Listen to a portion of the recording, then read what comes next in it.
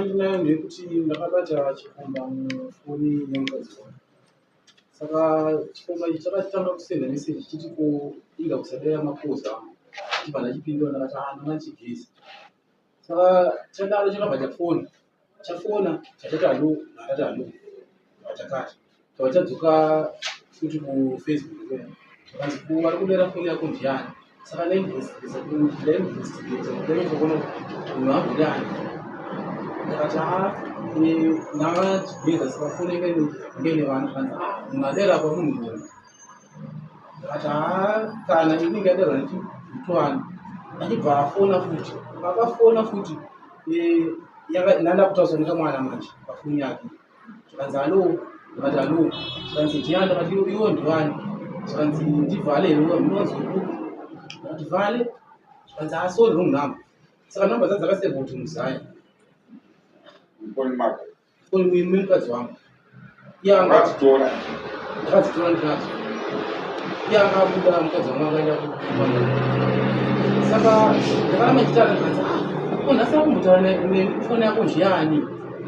Ndakati pamwe kamukomana akanga achisenda music ndichida kumunzwa manje kuti achati zvakanzi haisi bhesi remukomana ibhesi remunhurume uri kupi ndizofona wauya.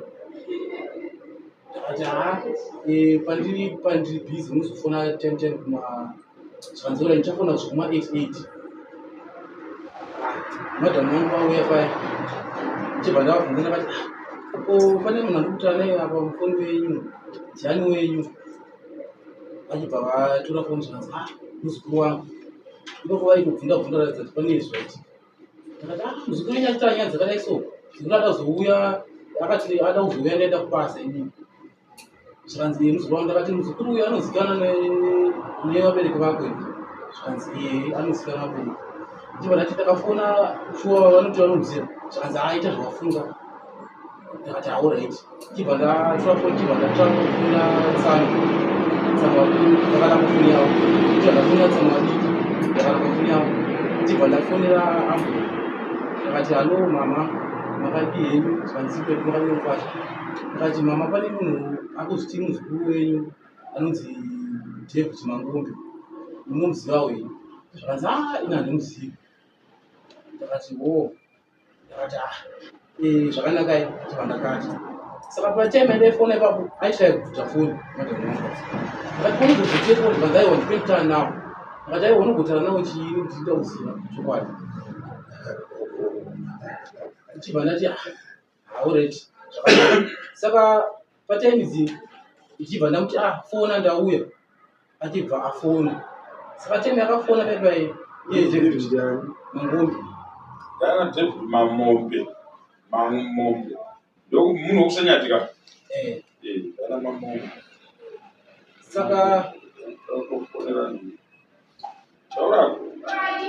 time yakafona paipai ndibva ndati muna madhamu taurai zvamunositaura bhozi munauradza kuti munositaura matauro ake atibvunza kuti iwewe akutaura neni pafoni ndiani. Achibva ati halo madhamu atitaura akaramba akanyarara taura akaramba akanyarara. Saka akavharidza chamanutsamwe akati madhamu wangu aya wakata foni madhamu wangu achibva afona futi zvakanzi naiwe kukatire foni ndiwa foni here. Zvakanzi matii zvakanzi asi kune varipo here padhuze.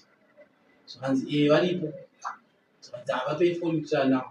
Ndibva ndatanga kutaura navo paipai.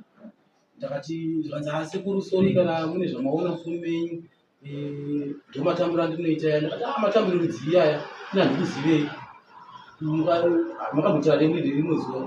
Zvakanzi ndakambotara nemi hatini hasana ndamutara naye. Zvakanzi alright. Ndakati kwemini munoziva ani kumba kwamadhamu wangu. Zvakanzi abva ndatanga kakama taura ndati mai vavo munovazivei. Zvakanzi ndakapedzisa kuvaona kudhara ndakati kudhara kwaii ndiko. Zvakanzi zvekuma 2019 2020. Ndakati sure. Zvakanzi ndibva ndakata paipai. Chibva ndabvunza madhamu angu ndakati mune ukame here nemi. Zvakanzi ndinawo. Ndakati ura chindikuwo foni yako ndiende nayo kubasa. Vakatanga kuramba madhamu wangu. Takatanga kudzidza ndipo foni akaramba.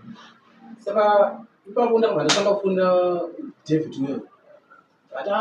Ndichida kufunda ndimuda kuti ndimuudze kuti nekuti munogama bati foni ndikunyuma sei kuti haana kudaira David Weir foni yaingorina ichingorina. Ndakafona futi yebva yadzimyo. Ndakaita usiku hwese ipapo ndaenda kubasa zvoma8 apa yati akabva asenda mameseji kanzi ndiuye here vaenda kubasa here. Saka madhamu wangu ava kuramba kwakaita nefoni kune mameseji anga arimo 3 akasvika pakutodhirichira. Muti wangu aramba nefoni ndichibva ndaenda kubasa ndichibva ndadzoka mangwana acho akabva afona futi zvikanzi sekuru pamaitira yako ndifoni yapaipai foni yainetsa sekuru sori zvenyu chichi achikokumbira regerwa yapa. Saka ini zvikundinetsa manje kuti muzukuru werudziya isendero zvakadai. So mukadzi wako paakapuhwa Samoni akapuhwa kaSamoni akapuhwa Samoni angaitwa nakuya kudaro abva atiza kukumbano dzokasei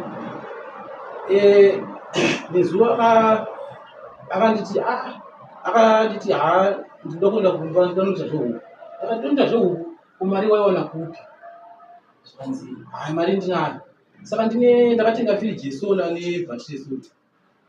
Iye aingoti zvinhu ndakutengesa bhozi akamboisa zvinhu paFacebook. Kutengesa sola yako neTV yako nefiriji vanzi ati zvinhu ndezvemukadzi. Firiji nesola ndezvemukadzi zvokutengesa bhichi rakadaro rotengesa zvinhu kuti anoita zvebhizinesi uko iwe achisiya kuuraya kuno. Ndiro zvamatauriro aiti. Saka zvakatengesewa bhatiri akuti akatengesa kunani? Haana kuda kutaura. Rikaenda ariko so ariko bhatiri. Tamufonera makusenda kati ugoya kuno tipedze nyaya dzacho. Handiti bhati ndikuuya tamufonera kuti kanzi ina ndichakwanisa kuuya. Vabereki vake vari kupi? Vari kuNompo kuTamburu. Nompo panoka panikia pachivara pakumupeda.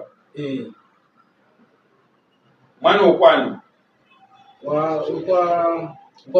Kwamakombi. Kwamakombi.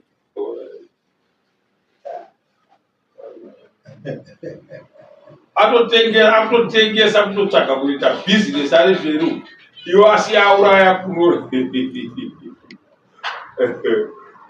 Pakaoma.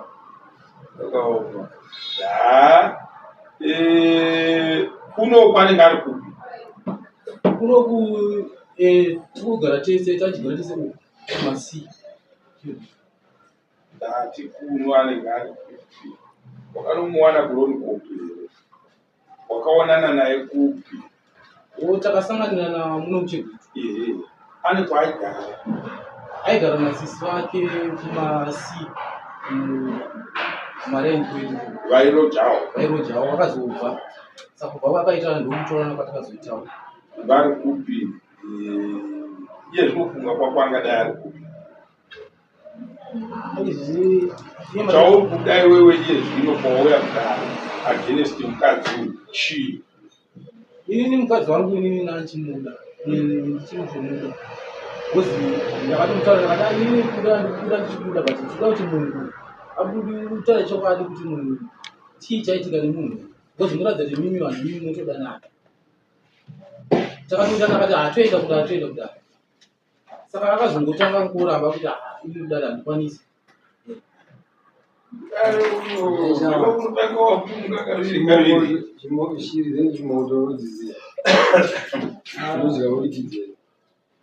Petu wakawanda kwe. Ndinoziva. Wananga patanga dzifura.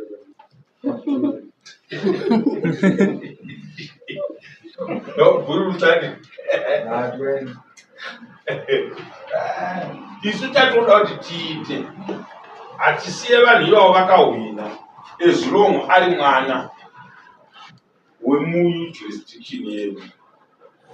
Handiti zvandiri kufunga inini iye ndezvekuti ndoda kuti nditsvage kuti uyo mukomana anobatwa sei tichishandisa daro kana kuti tichishandisa mambo wake.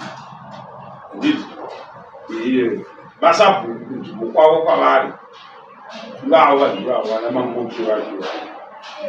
Saka zvatoda kuti tiite ndaandifunza kuchaona sinivi foni nhamba yasekretari wamapone uso panapa. Taida kutovaudza kuti tiri kutsvaga munhu uyo ari kuramba kuuya kudara ane mhosva yekutora mukadzi wemunhu. Ugona ndai ndiriko musesvondo iyo yapfuura nditori navo mapone uso vacho. Zvodai ndakanga ndazvifunga ndazviziva, iwe wakanga usati waripota nyaya yako, wakanga usati wamhanhara nyaya yako. Dai wakanga yamhanharwa ndiinayo musoro mangu, madzimambo acho ose dai ndiinawo, wezheri neuso newangu ngezi tatitesi ipapo.